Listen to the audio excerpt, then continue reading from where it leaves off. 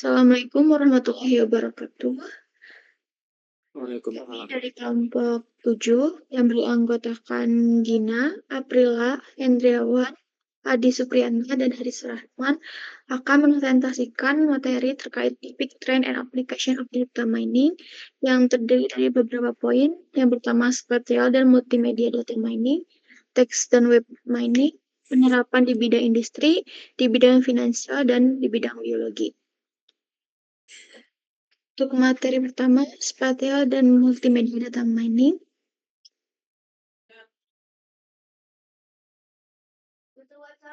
Apa itu spatial data mining? Definisi dari spatial data mining itu adalah proses mengekstraksi pola, hubungan atau pengetahuan dari data yang mengandung informasi lokasi.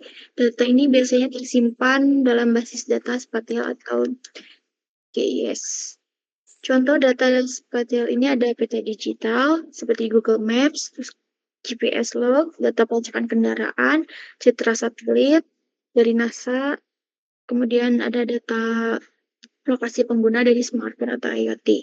Kemudian perbedaan dengan data mining tradisional ini fokus pada hubungan spatial proximity atau kedekatan, arah dan topologi, misalnya tetangga, dalam, di luar. Kemudian tekniknya mempertimbangkan konteks lokasi, bukan hanya atribut data. Next. Aplikasi spatial data mining ada sistem informasi geografis. Ini digunakan untuk visualisasi spasial dan analisis kompleks seperti zonasi dan pemetaan bahaya bencana. Kemudian yang kedua, deteksi pola kejahatan berdasarkan lokasi. Ini menganalisis lokasi dan waktu kejadian untuk menemukan hotspot kriminal. Yang ketiga, pemantauan lingkungan dan perubahan iklim, deteksi deforestasi, polusi udara, perubahan penggunaan lahan, dan citra satelit.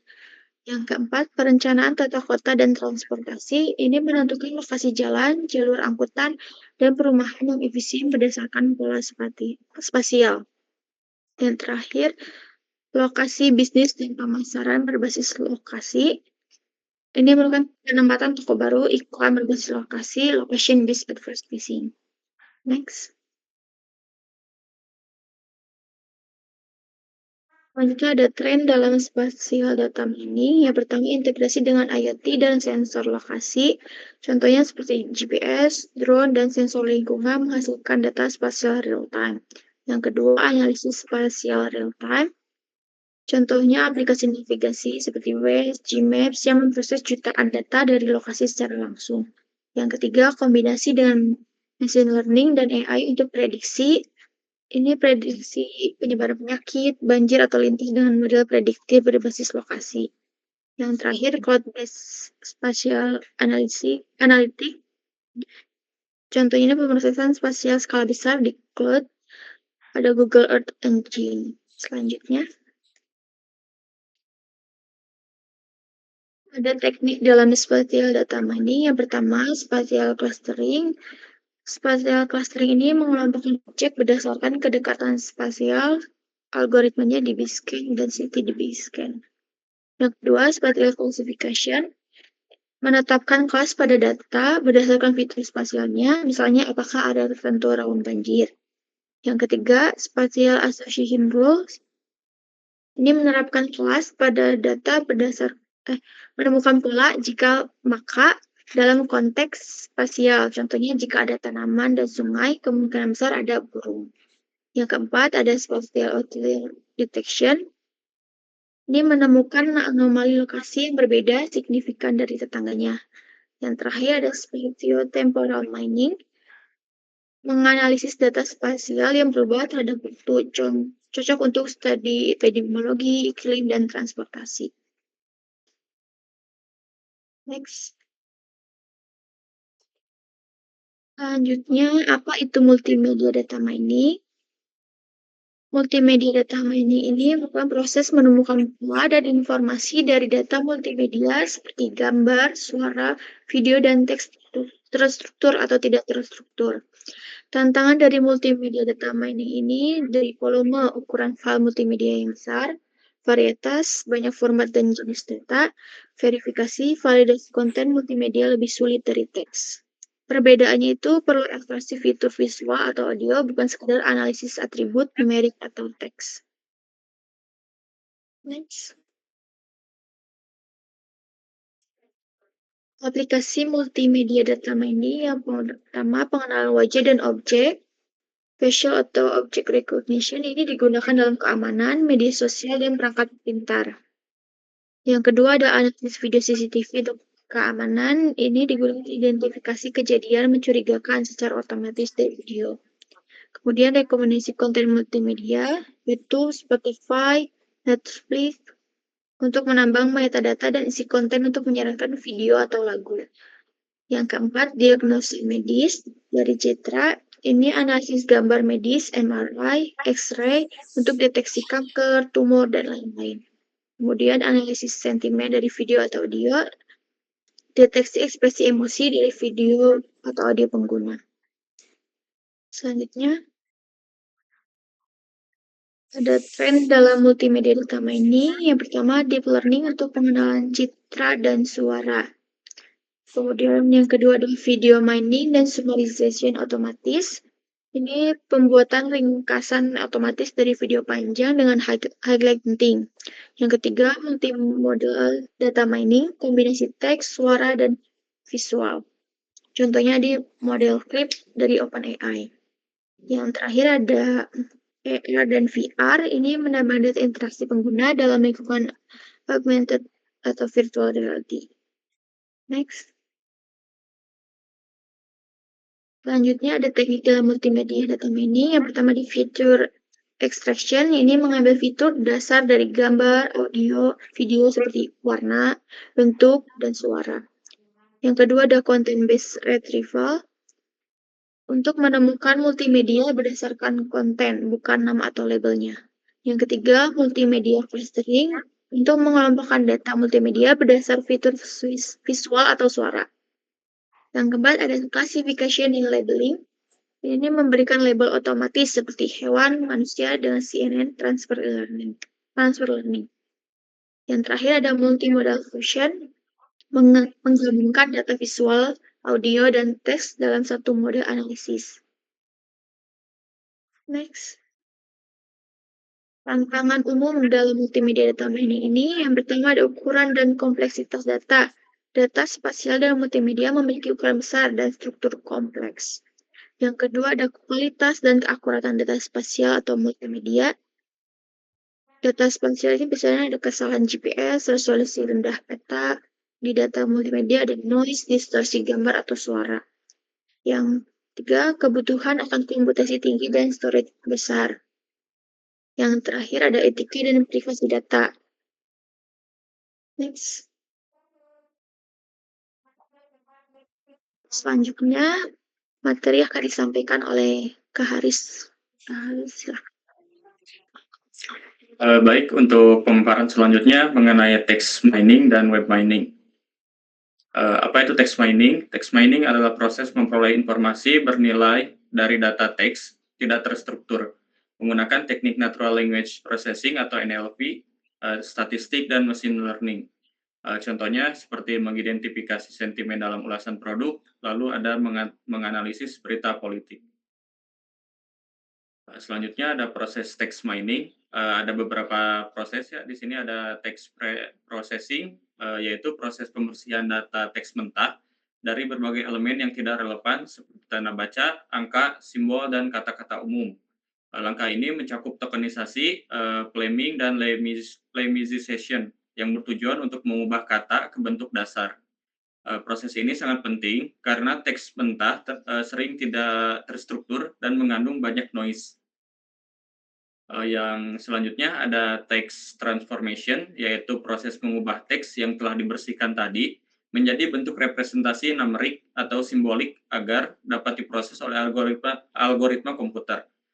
Lalu ada feature selection yang ketiga, yaitu tahap yang dilakukan untuk memilih fitur-fitur yang paling relevan hasil transformasi sebelumnya. Mengingat bahwa data teks biasanya memiliki dimensi yang sangat tinggi, proses ini penting untuk mengurangi kompleksitas dan meningkatkan kinerja daripada model. Tahap selanjutnya ada data mining, yaitu penerapan berbagai teknik analisis dan algoritma pembelajaran machine learning seperti klasifikasi, klasterisasi atau topik modeling untuk menemukan pola atau informasi tersembunyi dari suatu teks. Lalu ada yang kelima ada evaluate atau evaluasi, yaitu proses evaluasi terhadap performa model yang telah dikembangkan. Evaluasi ini biasanya menggunakan data uji dan metrik seperti akurasi, presisi, recall, dan F1 score. Lalu yang terakhir ada application, yaitu menerapkan hasil dari proses text mining ke dalam berbagai kebutuhan dunia nyata. Aplikasi umum meliputi analisis sentimen pada ulasan pelanggan misalnya, lalu ada filter spam email, pemantauan opini publik terhadap suatu hal yang terjadi di masyarakat melalui media sosial dan lain-lain. Lalu yang selanjutnya ada teknik text mining. Yang pertama ada information extraction. Teknik ini merupakan langkah pertama text mining karena ada penguraian struktur kata yang tidak sesuai, penemuan kata kunci, dan menemukan sentimen yang ada dalam teks. Kemudian yang kedua ada information retrieval atau pencarian informasi yang sesuai. Setelah data-data diidentifikasi, makna, dan kata kuncinya, maka informasi sering saling berkaitan bisa ditemukan dengan lebih mudah. Lalu ada natural language processing. Tugasnya adalah memproses informasi yang diberikan oleh data teks meskipun bentuk datanya tidak terstruktur secara otomatis. Algoritma akan memproses data dengan menganalisis bahasanya. Lalu ada clustering. Clustering adalah pengelompokan data-data sesuai kategori. Contohnya adalah mengelompokkan kalimat-kalimat yang mengandung makna negatif dalam analisa sentimen misalnya. Lalu ada 3 kelompok sentimen, yakni sentimen positif, negatif, dan netral. Lalu ada categorization. Teknik ini dipakai untuk mengklasifikasi data yang berbentuk teks agar sesuai dengan kategori data yang telah ditentukan sebelumnya. Ada beberapa model yang digunakan dalam teknik ini, yaitu pengindeksan, pengurangan dimensi, serta klasifikasi otomatis. Lalu ada yang keenam, visualisasi, yaitu mengubah teks ke dalam bentuk visual. Teks-teks yang diklasifikasi akan diberi warna tertentu sesuai kategorinya. Lalu ada text summarization. Teks merupakan bentuk data yang tidak terstruktur sehingga bentuknya bisa saja berupa paragraf yang panjang atau hanya satu kata saja. Agar proses mengolah data lebih mudah, maka data yang bersih paragraf panjang tersebut harus dirangkum terlebih dahulu. Gitu. Lalu ada contoh text mining. Yang pertama ada health and research, di bidang health and research. Jadi dalam bidang kesehatan dan riset ini, text mining digunakan untuk mengekstrak informasi berharga dari berbagai catatan medis. Misalnya dari laporan klinis dan riwayat medis pasien. Dapat diidentifikasi pola dan korelasi yang berpotensi menghasilkan terobosan medis dan meningkatkan kualitas perawatan pasien. Lalu ada customer service. Dalam layanan pelanggan atau customer service, text mining dimanfaatkan untuk menganalisis pertanyaan, keluhan, dan umpan balik dari pelanggan guna meningkatkan kualitas pelayanan. Lalu yang ketiga ada risk management. Text mining juga dapat digunakan dalam manajemen risiko atau risk management untuk mengidentifikasi potensi ancaman dan risiko terhadap bisnis atau investasi melalui analisis dokumen yang relevan. Lalu ada academic research. Di bidang akademik ini, text mining digunakan untuk melacak tren performa mahasiswa dan menganalisis literatur ilmiah, makalah, serta jurnal untuk menemukan pola, tren, dan celah penelitian. Lalu ada sentiment analysis. Text mining merupakan langkah dasar dalam analisis sentimen. Melalui analisis dokumen teks seperti ulasan produk, unggahan media sosial, perusahaan dapat memahami sentimen publik terhadap produk atau layanan mereka. Lalu ada spam filtering. Text mining digunakan untuk mengidentifikasi dan menyaring email serta pesan spam Proses ini melibatkan transformasi pesan ke format terstruktur, lalu dianalisis untuk mengenali karakteristik umum dari suatu spam. Nah, selanjutnya ada kelebihan dan kekurangan. Untuk kelebihannya sendiri ada efficient analysis of large amounts of data atau analisis data dengan jumlah besar secara efisien, memungkinkan transformasi cepat terhadap data tidak terstruktur dalam jumlah besar yang tidak mungkin dilakukan secara manual. Selanjutnya ada improve the decision making process atau meningkatkan proses pengambilan keputusan. Wawasan ini yang diperoleh dari berbagai sumber data membantu organisasi memahami tren dan pola terkini. Informasi ini mendukung pengambilan keputusan bisnis yang lebih tepat. Lalu ada wider application. Text mining ini digunakan di berbagai industri dan memiliki peran penting dalam mendukung inovasi serta riset dan mengembangkan pengembangan di berbagai bidang. Lalu ada cost effectivity atau efisiensi biaya. Dengan mengotomatisasi pengolahan data teks dalam jumlah besar, text mining ini dapat mengurangi ketergantungan pada analisis manual. Lalu ada increase productivity atau meningkatkan produktivitas. Contoh sederhananya dalam bidang riset, text mining ini dapat mempercepat proses peninjauan literatur dan pengembangan hipotesis sehingga menghemat waktu dan biaya yang biasanya dibutuhkan dalam kegiatan riset dan pengembangan. Selanjutnya untuk kekurangan, yang pertama ada data quality issue atau masalah kualitas data. Jadi text mining ini dan analisa pola sangat bergantung pada kualitas data. Jadi kualitas data dapat bervariasi tergantung pada struktur dan proses pemrosesan yang dilakukan. Jika kualitas data buruk, hasil yang diperoleh bisa tidak akurat. Selanjutnya ada complexity in data in the mining process.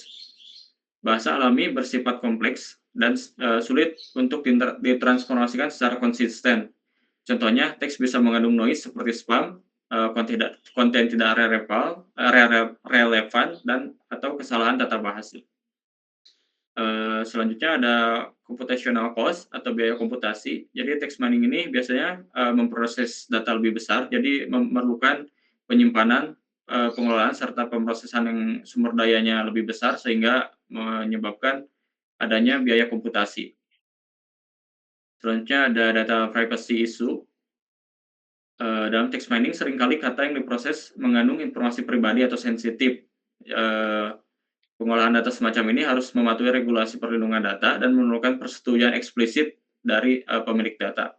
Selanjutnya ada limitation in data atau keterbatasan data. Data tidak terstruktur yang digunakan dalam text mining sulit untuk dikombinasikan dengan data terstruktur atau semi terstruktur.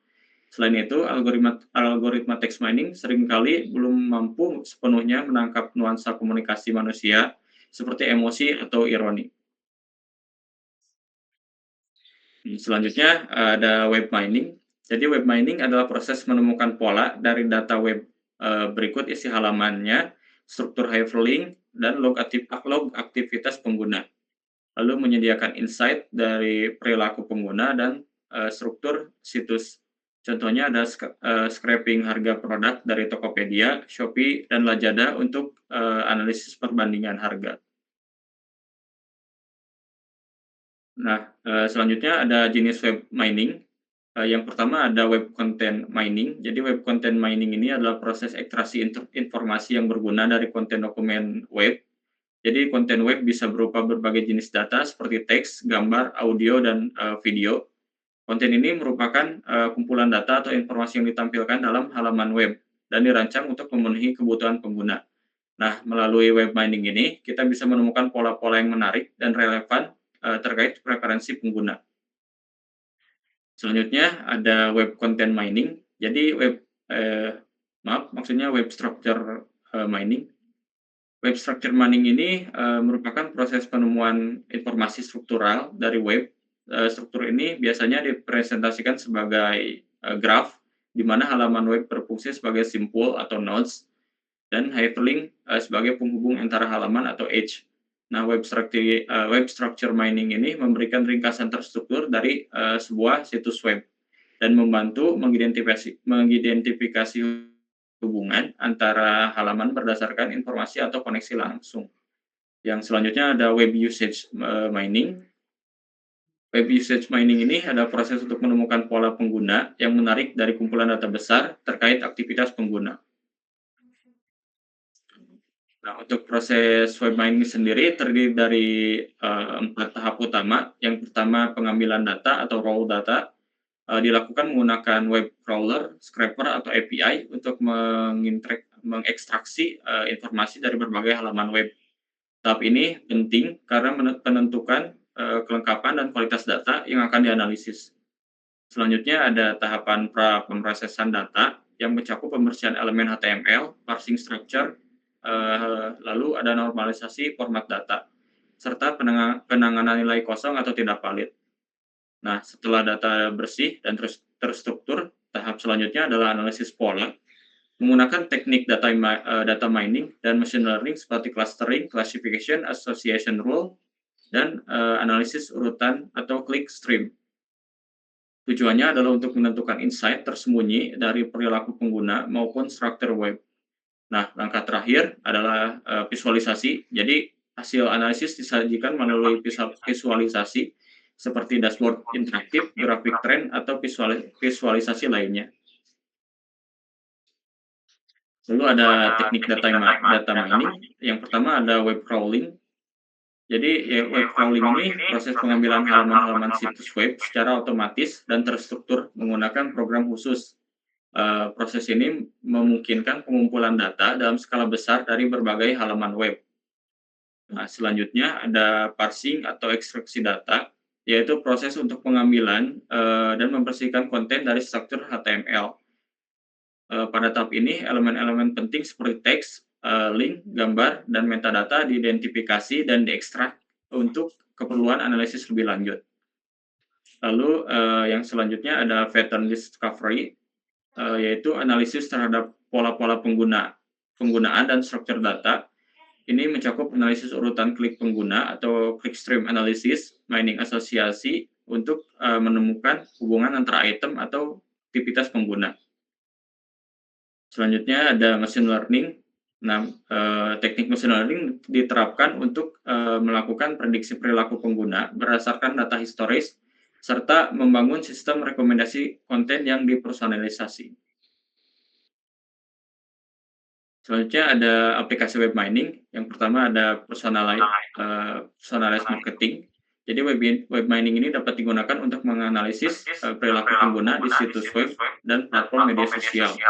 Informasi yang diperoleh memungkinkan perusahaan untuk membuat kampanye pemasaran yang dipersonalisasi sesuai dengan minat dan preferensi masing-masing pelanggan. Lalu ada e-commerce.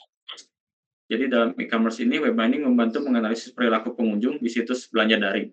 Selanjutnya ada search engine optimization atau SEO. Jadi web mining dapat dimanfaatkan untuk menganalisis query pencarian dan hasil halaman dalam search engine. Lalu ada fraud detection atau deteksi penipuan. Nah, jadi web mining ini memungkinkan pendeteksi aktivitas penipuan secara online, secara daring, seperti penipuan finansial, pencurian identitas, dan berbagai jenis kejahatan cyber lainnya. Lalu ada analisis sentimen. Melalui data mining ini, data dari media sosial seperti postingan, komentar, dan ulasan dapat dianalisis untuk mengekstrak sentimen publik. Lalu ada web content analysis. Web mining juga digunakan untuk menganalisis isi dari halaman web, termasuk identifikasi kata kunci, topik, dan tema. Lalu ada customer service dalam konteks pelayanan pelanggan atau customer service. Web mining berguna untuk menganalisis interaksi pelanggan melalui situs web dan media sosial. Lalu ada kesehatan. Di bidang kesehatan ini, web mining dapat digunakan untuk menelusuri informasi dari situs-situs kesehatan terkait penyakit, pengobatan, dan obat-obatan. Selanjutnya ada tantangan dalam web mining, yaitu yang pertama complexity of required of web page. Berbeda dengan teks konvensional yang cenderung terstruktur, jadi halaman web ini umumnya tidak memiliki kerangka kerja yang seragam atau cohesive. Hal ini menyebabkan proses web mining menjadi jauh lebih kompleks. Lalu ada yang kedua, dynamic data source in the internet. Jadi salah satu tantangan terbesar dalam web mining adalah sifat data online yang terus diperbarui secara real time. Misalnya informasi seperti berita, cuaca, tren mode, keuangan, dan olahraga yang berubah setiap harinya. Lalu ada data relevansi atau relevansi data, dalam proses penambangan data atau web mining, seringkali hanya sebagian kecil dari informasi di internet yang benar-benar relevan dengan kebutuhan pengguna. Lalu ada too much large web, jadi ukuran web yang terus berkembang dan menjadi besar, tentunya menjadi tantangan serius dalam implementasi web mining, karena volume data yang sangat besar membuat proses pengumpulan, penyimpanan, dan analisis menjadi lebih kompleks dan memerlukan sumber daya yang lebih besar.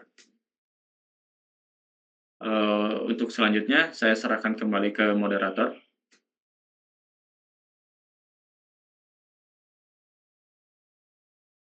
Baik, untuk materi selanjutnya terkait implementasi data mining di bidang industri akan disampaikan oleh Hendriawan. Hendriawan, dipersilakan.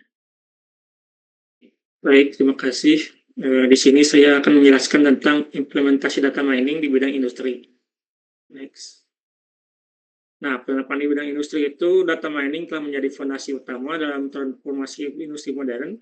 Nah, berbagai penelitian dan artikel terpercaya membuktikan bahwa penerapan data mining di sektor industri menghasilkan peningkatan efisiensi, kualitas, dan inovasi proses. Nah, manfaat di industri itu ada meningkatkan proses produksi dan kualitas. Nah, seperti data mining digunakan menganalisis data produksi, mendeteksi anomali, dan mengidentifikasi pola yang berhubungan dengan kualitas produk.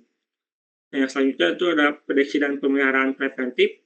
Nah, data mining memungkinkan analisis data sensor dan mesin untuk memprediksi kegagalan peralatan sebelum terjadi. Nah, hal ini mendukung penerapan pemeliharaan prediktif yang mengurangi downtime dan biaya perawatan. Nah, yang terakhir ada optimasi rantai pasok dan energi. Nah, dengan memanfaatkan data dari pemasok, inventaris, dan penjualan, data mining membantu perusahaan dalam perencanaan produksi, logistik, serta optimalisasi konsumsi energi, sehingga meningkatkan efisiensi dan respon terhadap permintaan pasar. Next.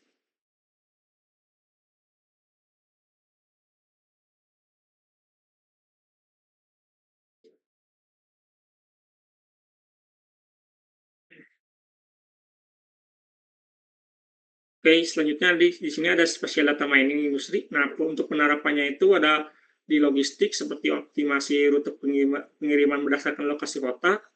Yang kedua ada retail, penempatan toko strategis di wilayah dengan banyak pelanggan, dan pertanian seperti analisis pola tanah berdasarkan koordinat. Nah, contoh penelitian itu ada yang dilakukan oleh Yanto dan rekannya itu menggunakan algoritma DPScan untuk mengidentifikasi sentra industri di Kabupaten Situbondo dengan hasil pengelompokan lokasi industri menjadi beberapa klaster utama yang mendukung perencanaan wilayah.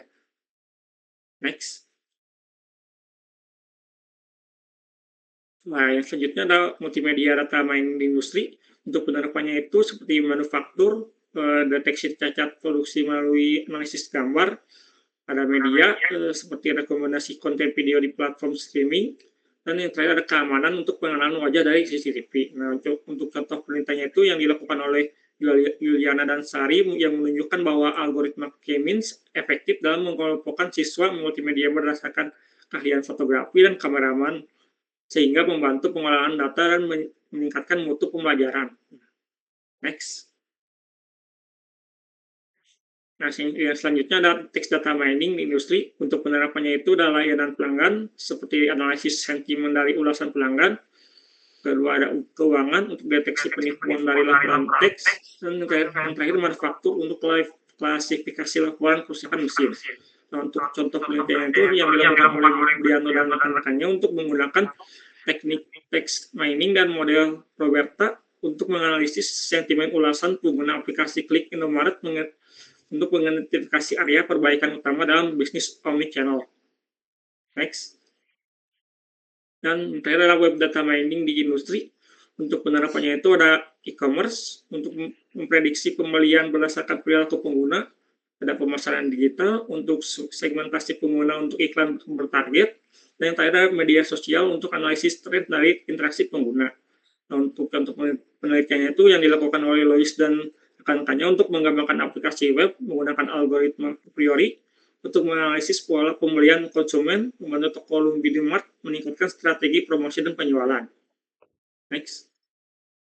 Nah, di sini saya ada contoh simulasi teks data mining sederhana. dalam industri pemasaran. Nah, di simulasi ini menganalisis sentimen positif, negatif dari ulasan pelanggan menggunakan dataset teks dan widget text mining yang ada di aplikasi Orange. Nah, di sini dataset itu yang digunakan adalah IMDb Movie Review dari Kaggle yang berisi 50.000 ulasan film dengan label sentimen positif dan negatif.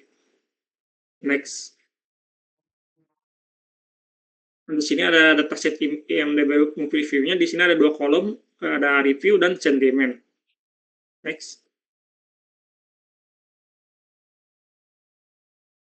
Di sini ada alur kerja di Orange. Nah, di sini yang widget yang digunakan itu ada corpus, pre-process text, word cloud, sentiment analysis, dan data tabel untuk menampilkan hasilnya. Next. Nah, untuk langkah-langkahnya itu yang pertama itu siapkan dataset yang terlebih dahulu dan letakkan widget corpus. Nah, di widget corpus juga masukkan dataset yang tadi ke dalamnya. Next.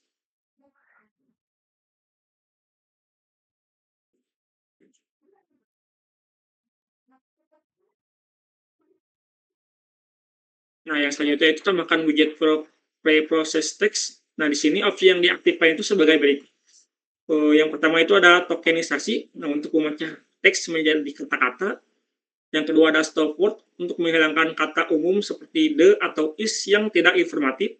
Nah, yang ketiga ada stemming, mengubah kata seperti running menjadi run untuk konsistensi.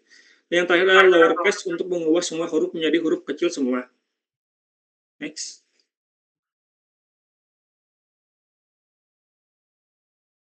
Nah, selanjutnya itu tambahkan widget word cloud. Nah, di sini widget word cloud juga menghasilkan visualisasi kata-kata yang sering muncul, yang misalnya itu seperti kata like atau good yang menonjol untuk ulasan positif, nah sementara untuk poor atau bad untuk ulasan negatif. Nah, ini membantu untuk memahami tema utama dalam ulasan. Next.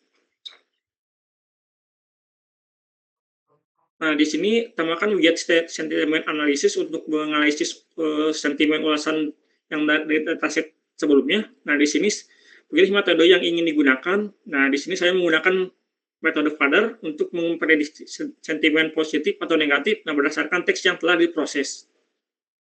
Next. Nah, di sini yang terakhir adalah tambahkan widget data table. Nah, di widget data table ini menampilkan hasil sentimen analisis yang tadi ke dalam wujud table. Nah, di sini ada kolom review sentimen, ada positif, negatif, neutral, dan kompon. Nah, untuk hasil intervensinya itu, ya setelah dilakukan analisis sentimen menggunakan metode Fadder, diperoleh skor positif, negatif, neutral, dan kompon untuk setiap ulasan. Nah, kolom kompon ini digunakan sebagai dasar penilaian sentimen akhir. Nah, jika nilai kompon yang mendekati +1 menunjukkan sentimen sangat positif. Nah, sedangkan yang mendekati -1 menunjukkan sentimen sangat negatif. Next. Nah, untuk selanjutnya saya serahkan ke moderator.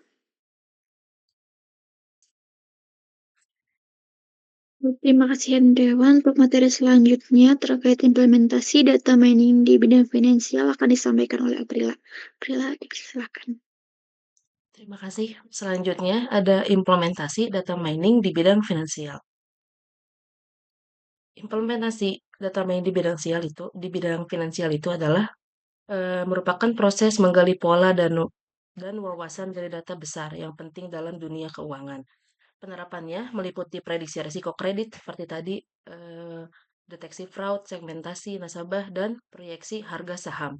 Dengan teknik seperti clustering dan classification yang sebelumnya dijelaskan, institusi keuangan dapat mengambil keputusan lebih akurat, meningkatkan profit, mengurangi kerugian, dan memperkuat layanan kepada nasabah. Manfaatnya ini apa? Manfaatnya mempercepat proses analis data besar menjadi informasi yang actionable gitu. Mengurangi resiko finansial melalui deteksi fraud dan penilaian kelayakan kreditnya. Selanjutnya ada meningkatkan efektivitas pemasaran produk sesuai profil nasabahnya. Yang terakhir ada mendukung strategi investasi dengan prediksi harga saham atau aset lainnya. Next. Selanjutnya ada spatial data mining di bidang finansial. Yang pertama itu ada memetakan tingkat default pinjaman berdasarkan wilayah geografis, tadi yang peta tadi, nasabah untuk menentukan zona resiko tingginya dan menyesuaikan kebijakannya. Yang kedua itu ada menggunakan data lokasi kantor cabang dan persebaran demografis untuk menentukan area cabang baru atau promosi produk mikro di wilayah padat. Selanjutnya, yang ketiga ada multimedia data mining di bidang finansial itu. Yang pertama ada analisis rekaman CCTV untuk mendeteksi perilaku mencurigakan di ATM, misalkan diterapkannya di ATM atau cabang bank untuk mendeteksi fraud fisik atau skimming gitu ya.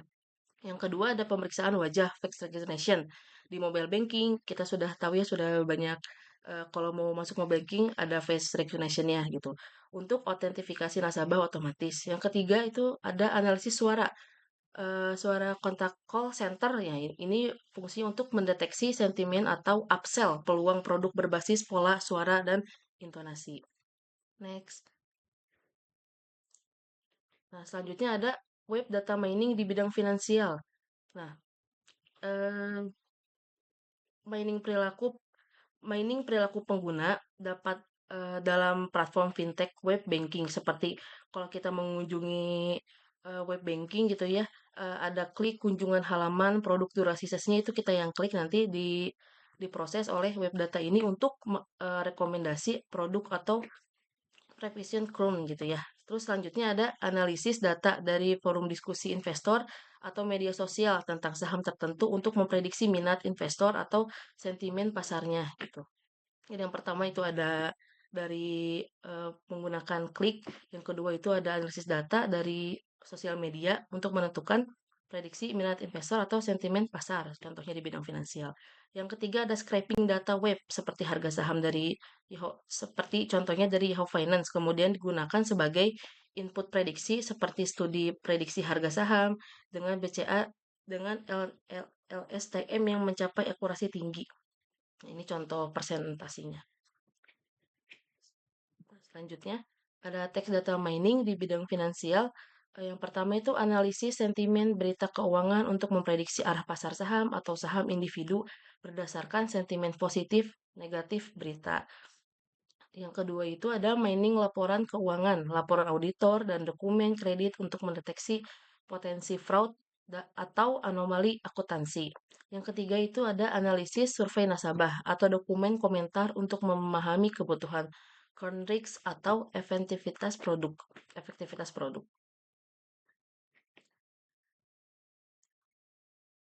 Nah, selanjutnya dikembalikan kepada moderator. Terima kasih.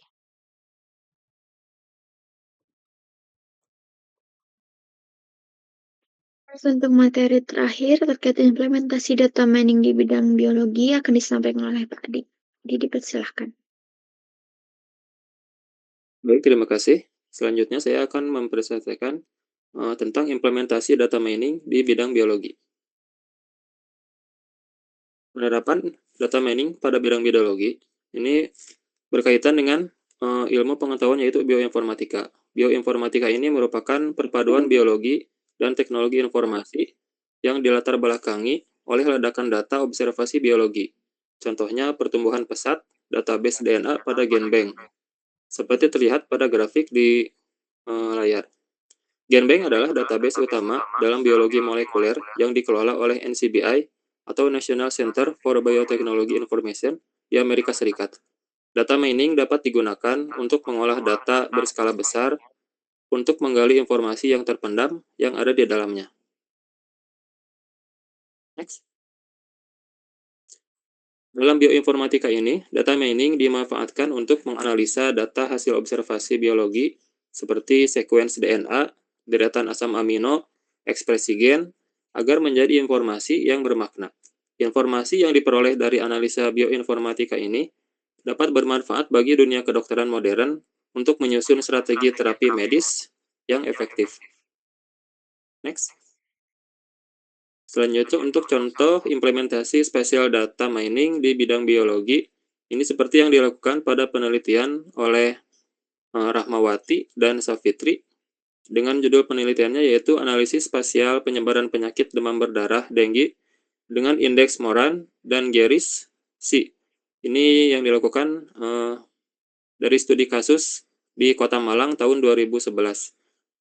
Tujuan dari penelitian ini yaitu untuk membuat pemetaan penyebaran penyakit demam berdarah denggi berdasarkan lokasi. Kemudian tujuannya yaitu untuk mengidentifikasi pola sebaran penyakit, apakah terjadi pengelompokan atau clustering kasus antar wilayah yang berdekatan. Metode yang digunakan pada penelitian ini yaitu analisis spasial yang berfokus pada dua teknik statistik utama yaitu indeks Moran atau Moran 1 untuk mengukur autokorelasi spasial global. Selanjutnya metode kedua yaitu Garisi untuk mengukur autokorelasi spasial global tetapi lebih sensitif terhadap perbedaan lokal antar wilayah. Next. Selanjutnya, implementasi multimedia pada bidang biologi, yaitu seperti yang dilakukan pada penelitian Mining Image in Biomedical Publications, Detections and Analysis of Gel Diagrams. Tujuan penelitian ini yaitu untuk menganalisis dan mengekstrak informasi dari gambar gel atau gel elektroporesis. Metode yang dilakukan yaitu menggunakan deteksi gambar gel atau algoritma berbasis visi komputer untuk memisahkan segmen dan panel gel. Kemudian metode yang kedua yaitu analisis visual dan pengenalan teks, kemudian evaluasi untuk mengukur akurasi. Next. Selanjutnya implementasi text data mining pada bidang biologi seperti dilakukan pada penelitian pemodelan text mining dalam pengkodean penyakit pasien berdasar kode ICD-10. Tujuan penelitian ini yaitu untuk mengembangkan model machine learning berbasis text mining untuk otomatisasi data pengkodean penyakit. Kemudian selanjutnya tujuannya yaitu untuk mengurangi human error dalam proses pengkodean. Metode yang digunakan yaitu pendekatan kuantitatif dengan teknik clinical text mining yang dengan langkah yaitu data diklasifikasikan ke dalam 5 kategori ICD-10, kemudian dilakukan pre-processing, kemudian model klasifikasi yang dilakukan yaitu artificial neural network dengan arsitektur sekuensial. Kemudian proses evaluasinya yaitu menggunakan confusion matrix dan matrix precision, recall, F1 score, dan akurasi. Next. Selanjutnya, untuk implementasi web data mining di bidang biologi, seperti dilakukan pada penelitian implementasi web scraping dan text mining untuk akuisisi dan kategorisasi informasi halaman web tentang hidroponik. Tujuan dari penelitian ini yaitu untuk mengatasi fenomena information overload pada topik hidroponik di internet. Kemudian mengimplementasikan text web scraping dan text mining untuk mengakuisisi informasi artikel hidroponik dari berbagai situs web. Metode yang digunakan yaitu teknik web scraping untuk akuisisi data menggunakan Python. Kemudian teknik text mining untuk kategorisasi data artikel hidroponik. Demikian implementasi di bidang biologi. Selanjutnya diserahkan kembali kepada moderator. Baik, terima kasih Cupadi. Sekian materi yang bisa kami sampaikan. Kurang lebihnya mohon maaf. Terima kasih. Wassalamualaikum warahmatullahi wabarakatuh. Waalaikumsalam. Waalaikumsalam warahmatullahi wabarakatuh.